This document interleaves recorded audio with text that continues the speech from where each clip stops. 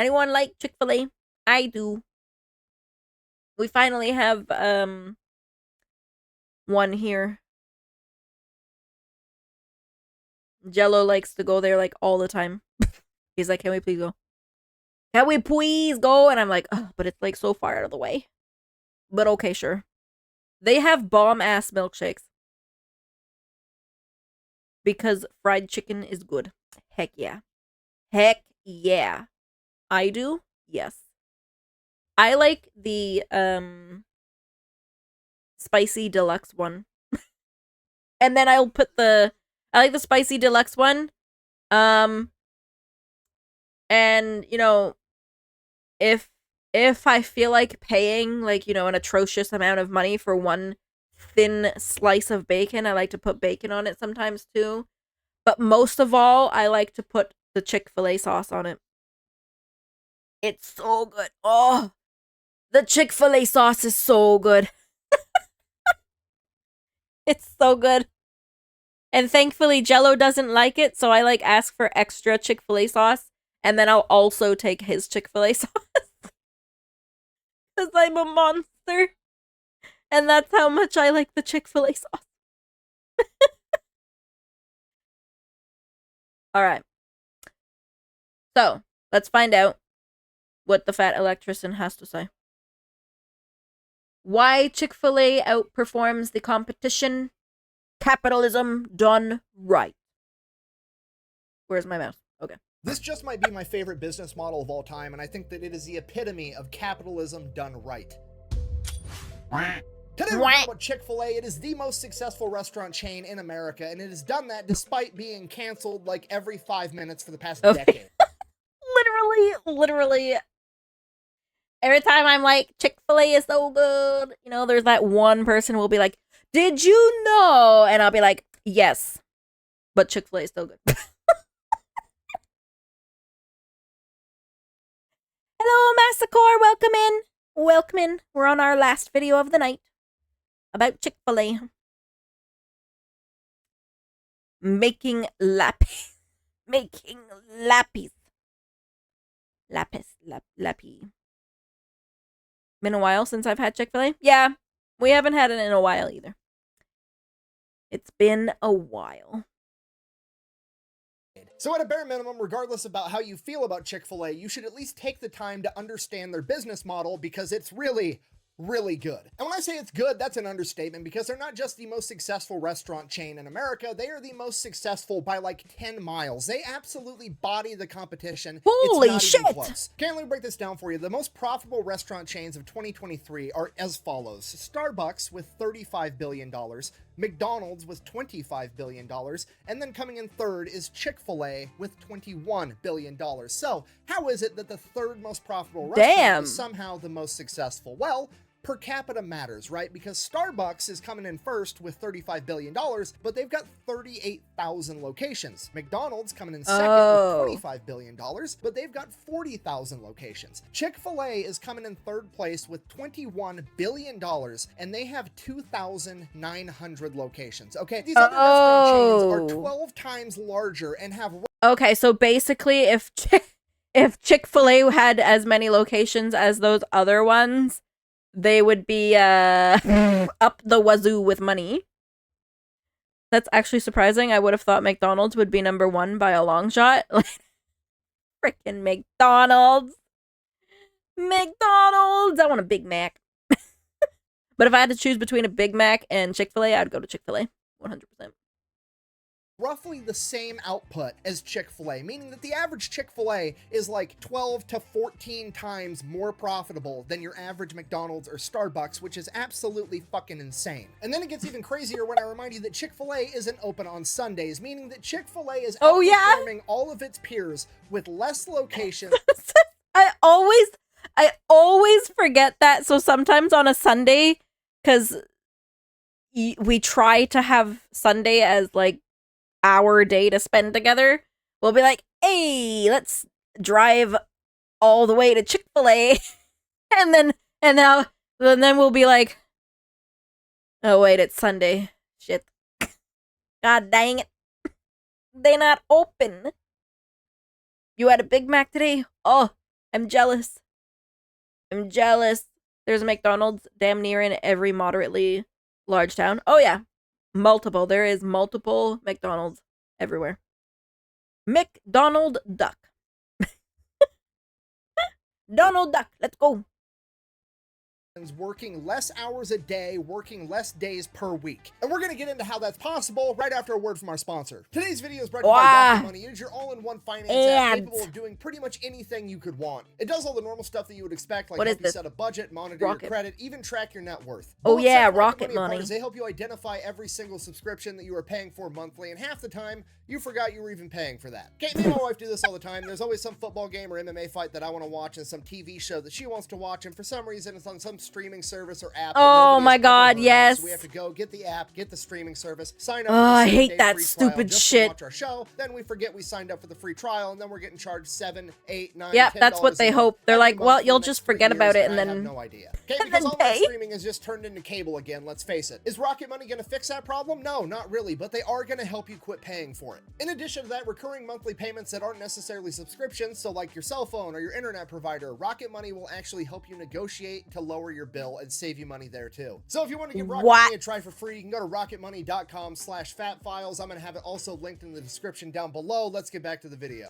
Anyways, let's take it from the top. All right, our story begins March 21st, 1921, when this old guy was born. Well, he was a baby at the time. He was just born. It was his first birthday. Well, his 0 birthday, which doesn't make sense because technically that literally is his first birthday, but we don't call it your first birthday until you've already been alive for a whole year, which, anyway. Your 0th birthday.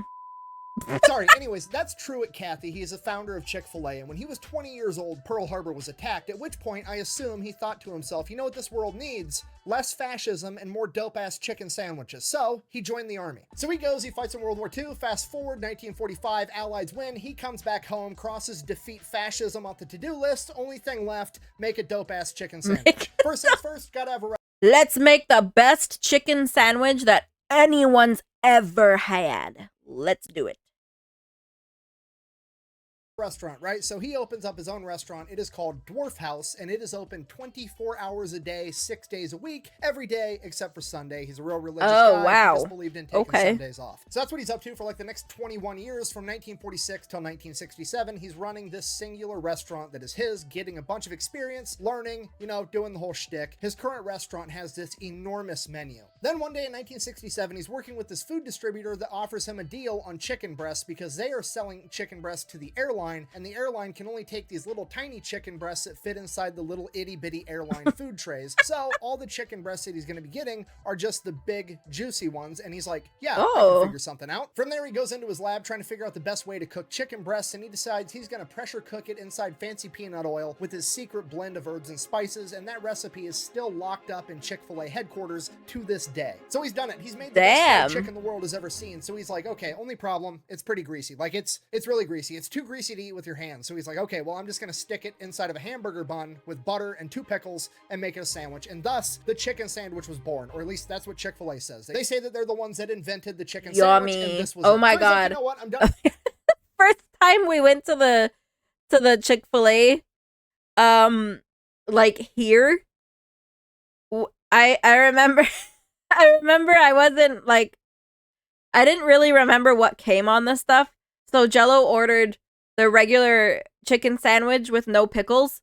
And then later I realized what the heck that was. So the next time we went and ordered, and he was like, oh, yeah, just the regular with no pickles. I was like, so you want a chicken sandwich with just the chicken in the bun? Like, what?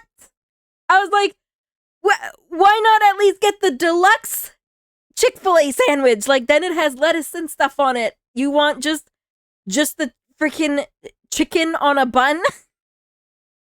Right, Teagle? Right? Literally, pickles are the freaking best on. I get like extra pickles on. I get extra pickles on mine, and I take his pickles. Delicious. Delicious. But yeah, now he gets, now he always gets the deluxe version of the sandwich. with this enormous menu selling all these different items, I'm just gonna sell this chicken sandwich. I'm gonna rename my restaurant from the Dwarf House to Chick-fil-A, and this is all I'm gonna sell. And the rest is history, okay? Fast forward like 60 years, guess what they're still doing today? They are selling that exact chicken sandwich, which leads me into the first principle of why they're so successful. They follow the simple rule of if it's not broke, don't fix it. Okay, the chicken sandwich is perfect. Leave it alone. Nobody touch it. Just keep selling the exact same thing that got you here. I know that sounds simple and dumb, but most companies can't help but fuck this up. That is a Cheez-It inside. 16 times the size of a regular Cheez-It. I present to you the Cheez-It Crunch Wrap. Okay, and I can give you a real-life example why changing shit up and having promotional items all the time is a terrible idea. I used to eat Doritos all the time. Then, one day, Doritos came out with this new flavor called Buffalo Ranch Doritos Jacked, and they were the best Doritos on the planet by like... I have tried a couple of different flavors of Doritos, and honestly, nothing beats the regular Doritos and also the Cool Ranch. Those are the two best flavors.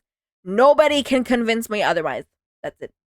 10 miles, and I probably ate a bag of them every day for several years straight. Then one day they just disappeared and they quit making them, seemingly for no reason. I can only assume it's because it was driving down the sales of all the other flavors. Yeah, Cool Ranch is like Doritos so ever. good. And now, guess what? I just don't eat Doritos anymore because every time I eat a normal Dorito or a Cool Ranch Dorito or a sweet chili Dorito, I get, oh, it's like a shittier version of Doritos Jacked Buffalo Ranch, and I don't even like it anymore. Okay, because you gotta realize, people are creatures of habit. I would have habitually eaten a bag of Doritos Jacked every day till I died if they gave me the option to, but they took Doritos Jacked away, then they essentially broke my habit for me, and I just never went back to eating normal Doritos, okay? So, it was a giant mistake to have the promotional item in the first place, because if they didn't have that, I probably would have just kept eating normal Doritos for the rest of my life. But no, they fucked it up.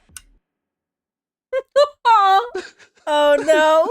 Which leads us right into our next principle, the KISS principle. Keep it simple, stupid. And this is really where Chick-fil-A excels. Okay, let me break this down for you. Here's their entire menu. They sell chicken sandwiches. That chicken can be fried or grilled, and it can come with cheese or lettuce if you want. And then they also have chicken nuggets and chicken tenders. That's it. That's like it. The whole menu. And some of you are like, wow, easy. that's not a lot of variety. I'd probably get bored if I went there a lot. First of all, unlikely. It's the best chicken sandwich on the planet. No, because if you're going to Chick-fil-A, you're going there for that stuff. I like it better that way, because then you're not stuck staring at the menu like, what do I want? What do I want? What do I want? No, you know what you want. Secondly, even if you did get to the point where you're like, you know what, I don't want a chicken sandwich. Cool, then don't go to Chick-fil-A, yeah, okay? Exactly. If you don't need plumbing work done, don't call a plumber. But if you do need plumbing work done, you call a plumber. And if you want a chicken sandwich, you go to Chick-fil-A because it's the best chicken sandwich, okay? There's nobody on the planet that's like, man, I really enjoy a chicken sandwich right now. And they pull up to an intersection and there's a McDonald's right next to a Chick-fil-A. 0 people on the planet are gonna go to McDonald's for that chicken sandwich, okay? None. Nobody. Chick-fil-A has picked its arena of battle, and when it comes to chicken sandwiches, they are the undefeated heavyweight champion. Which honestly is literally earlier I was like, if I had to choose between McDonald's and Chick-fil-A, I'd go to Chick-fil-A. Then you go to a Chinese place and there is an entire encyclopedia for a menu. Oh my god. The amount of time I spend looking at a Chinese menu. Because like I want everything, but I can only pick one, and how do you pick only one? But yeah. There's too much to choose from in that case. Exactly how you should tackle pretty much anything in life, okay? Pick the one thing that you want to excel at and just be the best in the world at it, and you're going to make way more money than anybody else, okay? Let me break this down for you. Every person that you've ever looked up to, pretty much ever, you've admired for the fact that they are the best in the world at something, or they excel at one thing in particular, okay? Michael Jordan hasn't played basketball in decades, but everybody on the planet knows who Michael Jordan is because that motherfucker was the best at playing basketball. Okay, you've never had a role model in your entire life where you're like, wow, I really look up to this person because they're pretty mediocre at a bunch of random shit. I sure do Okay, so love picking this the one jack thing of all that you want to be the trades. best at and pursuing just that is a good strategy for pretty much anything. But when it comes to restaurants, it is uniquely awesome. And here's why. Picking one type of food to be the best in the world at makes the menu smaller, and making the menu smaller not only makes your employees better and the food better, it makes the Oh, that's customers true. better. Because the menu is small, customers are going to have less things to choose. They're also going to have less things to remember. So after you've been to a Chick-fil-A like twice, you know the entire menu. And even if it is your first time there, there's less things to choose. So you're going to pick one quickly, and then you're going to move it along. That means the lines are moving faster. Very You don't true. have people standing there looking up at a menu with 10,000 different items, drooling on themselves, desperately trying to figure out what they want. No, it's like Aldi. You have one option. Pick it and move it along, okay? So now, not only are you getting a delicious chicken sandwich, you're getting it even faster, improving customer satisfaction. And there's still more to it, because now on the other side of the cash register back in the kitchen, I never thought of that, because, yeah, sometimes when we would go to the Chick-fil-A, like, there's a long lineup, but it actually moves pretty fast. And I guess now I know why. People still go inside. I thought everybody just ordered delivery from Chick-fil-A. No, actually, Jello and I actually often eat inside. Believe it or not. Sometimes we do the drive-thru, but sometimes we go in maybe it's half and half. I don't know. We do eat inside sometimes. I always remember that about Chick-fil-A. I missed it. Why is that? It always moves fast. Yeah, the lines at Chick-fil-A always move fast because even if it's your first time there really isn't a big menu. You're just kind of there for the one thing, and that's what you get. So then you just make your order quickly and move things along. Keep going. there's less items on the menu. That means that there's less variables, and less variables almost always leads to less fuck-ups. So not only are you getting a delicious chicken sandwich, you're getting it fast, and you're getting it how you wanted it to be in the first place, okay? Yes. Customer satisfaction is through the roof. Okay, and at this point, some of you think, surely I'm exaggerating, and having a smaller menu can't make the business that much better. But you're wrong, and we're gonna go over McDonald's menu together, and I will prove it to you. All right, McDonald's menu, let's see what we got going on here. First off, we have the Big Mac, and then we have the Quarter Pounder. First question right out the bat, why do we have the same type of meat with different sizes of patties? Okay, go with the smaller patties, and then if they want more meat, just give them more patties. Don't have different sizes for no reason. It's more variables, and somebody's gonna fuck it up eventually, okay? Because me, the fat guy, on lunch break while I'm at work, orders a double Quarter Pounder with cheese, and then they accidentally give me normal Big Mac sized beef patties. I'm gonna be sad, and then I have to get my burger remade. It slows down the whole world. Okay, next order of business. Why do some buns have sesame seeds and some don't? Okay, do I care about sesame seeds? No. Does any rational person care about sesame seeds on the bun unless they have an allergy? Absolutely not. But we all know that there's some Karen that's going to use that as an excuse to drive back around and go through the drive-thru again, bitch out the employee for 5 minutes because she's trying to get a free meal over it, okay? Now you've ruined the employee's day, you've slowed down the line, and you have to make more burgers, all because you can't decide whether or not you want sesame seeds on your buns, okay? Just make a decision. Okay, next question. What the fuck is the difference between a McDouble and a double cheeseburger? They look like the same exact thing. Oh, I see here. It's one piece of cheese. That's the difference. You have a whole Oh my sandwich god, are with you a different actually name serious? over one piece of cheese. Okay, just pick how you're making a double cheeseburger. Do you want it with one piece or 2 pieces of cheese? Don't have 2 different options. Why did I never notice that? And it literally makes sense because it says double cheeseburger.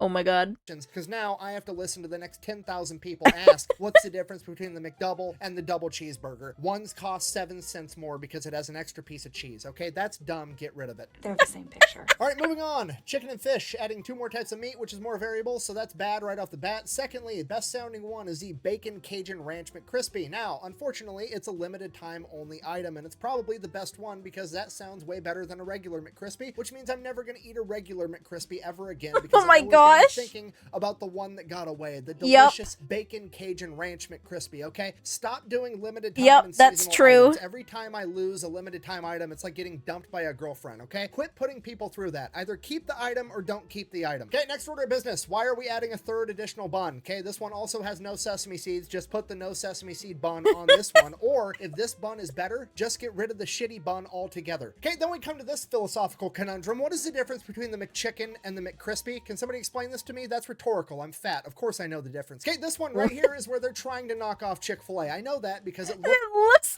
literally like Chick-fil-A. That's what I was thinking as we were As he was showing them, it literally, they're trying to copy Chick-fil-A or something. What the Like hell? they're trying to knock off Chick-fil-A, and secondly, it comes in a foil bag just like Chick-fil-A, and this I've never actually had the Filet-O-Fish, Teagle.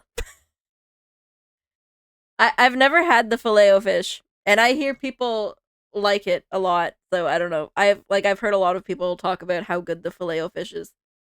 Yet I have never tried it. Maybe I will one day. Maybe I will one day. This is their original chicken sandwich, which is basically a frozen hockey puck that they call chicken that they popped in the microwave beforehand. It's okay? the If you're trying to Temu rip off Chick-fil-A. Chick-fil-A, just commit to it and get rid of this one altogether. Okay, moving on. Okay, then we have the chicken nuggets. Hey, stop it! Okay, so that's 2. Now we've got 10 for a total of 19 different items on their entree. Wow. Okay, now let's just go ahead and pop over to Chick-fil-A and look at a piece of art. Okay, 1, 2, 3, 4, 5, 6, 7, yummy. 8 items. That's it, okay? Now, I'm going to ding them here because that is a different bun, clearly. However, I can see from here that that bun looks like it tastes like shit. So clearly it is a healthier bun somehow that's going The whole with the wheat. healthier cut of chicken. So at least that makes sense, okay? Okay, moral of the story, less items with less ingredients equals less fuck-ups, which makes everything move faster. And this is where I really think they get capitalism right, and that principle is... Yeah, because your employees have like less that they have to learn, and less to keep track of, which makes complete sense. Less stressful. Hello, Loki. Welcome in. I hope you have had a good day.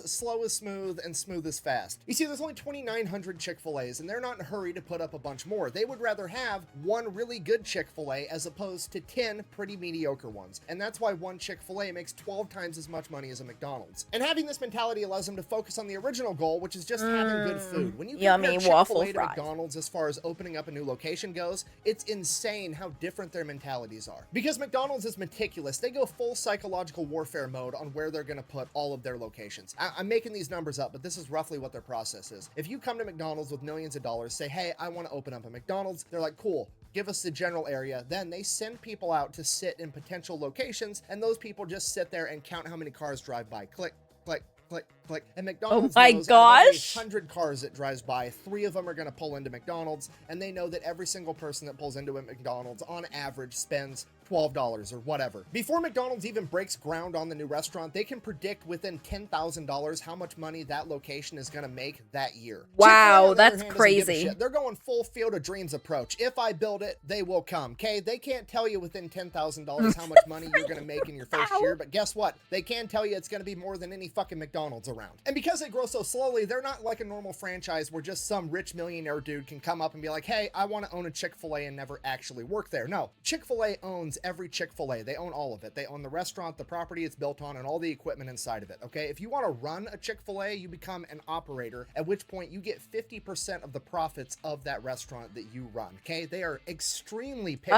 about who they let run Chick-fil-A's. You almost always have to have worked there for an extended period of time and worked your way up. These people end up making over $250,000 a year, and they have to do a very, very small investment. I think it's like $10,000, and it's not even technically an investment. It's more or less a security deposit, because if this person goes to a different job or they retire, they actually get that money back, assuming that the restaurant that they were running is in good condition when they leave. According to their website, like over 10,000 people every year apply to be an operator and run a Chick-fil-A, and they pick like maybe a couple hundred. They have a less than 1% approval rate for people going through an extensive interview process that includes writing essays, background screenings, and everything else. Now, obviously, there's pros and cons to this, just like everything else. Oh my god, that sounds like way too much work and way too much stress.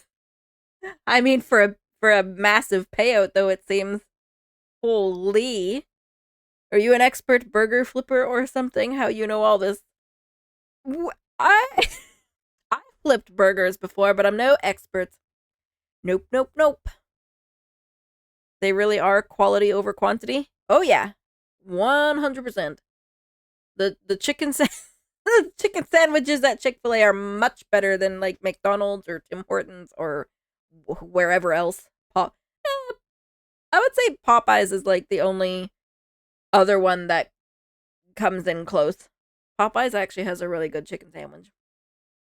The cons being, while you are the operator, you're technically not the owner, so you kind of always have that dangling over your head, like you're not actually the owner of the Chick-fil-A, you just run the place for somebody else. But at the same time, I think that it also incentivizes all the employees that work there, because there is actually a clear path of like success. There's a real career there where you can actually work your way up the ranks and start making hundreds of thousands of dollars a year, potentially at a job that you started when you were 16 years old working in high school. Okay, like I think it does a lot to the morale and the overall culture of an entire company to actually have a visible ladder there that people at the bottom can climb up to the top. That's because, true. I mean, let's face it, a lot of these restaurants, like, yeah, technically you could own a McDonald's, but also I think McDonald's charges $50,000 or $60,000 just as a franchise fee to open up the restaurant. Oh my gosh. You also have to pay for the restaurant. Basically, you need like between $2 and $3 million to open up a McDonald's. So as a person that's working at the crazy. cash register, that dream of potentially owning one, I guess technically is possible, but also highly, highly unlikely. And the problem with that is, instead of getting people that work their way up from doing dishes in the back all the way to running the store, you just get a bunch of multi-millionaire assholes that want to buy 50 McDonald's so that they can make even more money while also not working. Whereas Chick-fil-A, it's really hard to get a single Chick-fil-A, and then if you prove yourself and you're really,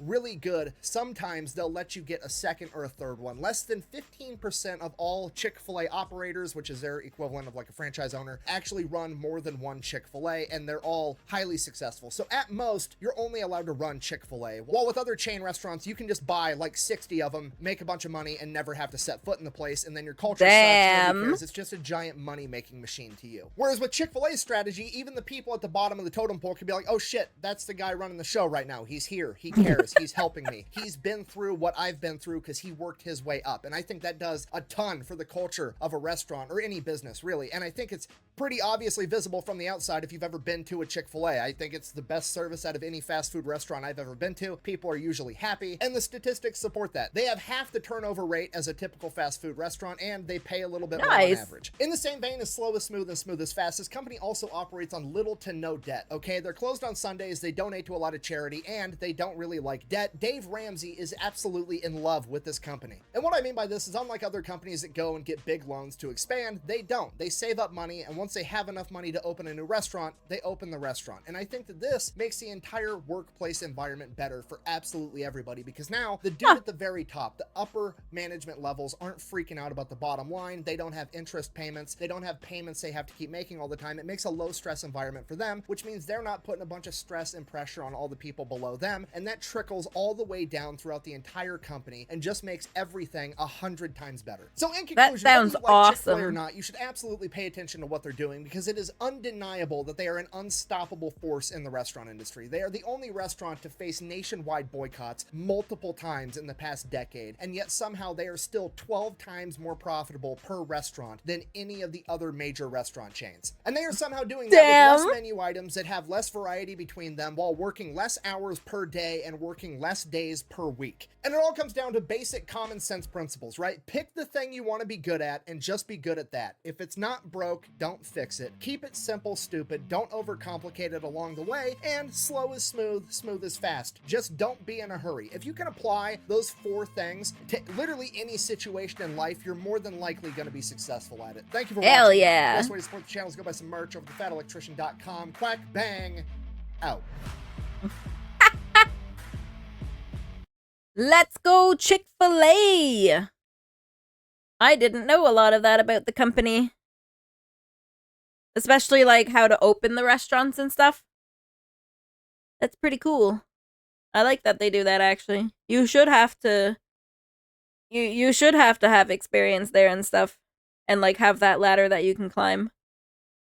If you know, obviously not everyone wants to be an owner, but you know, if you are someone, it's nice to have, like he said, it's nice to have that visual of like, oh, okay, if I work at a Chick-fil-A for such and such amount of time, I potentially can actually become an owner of one.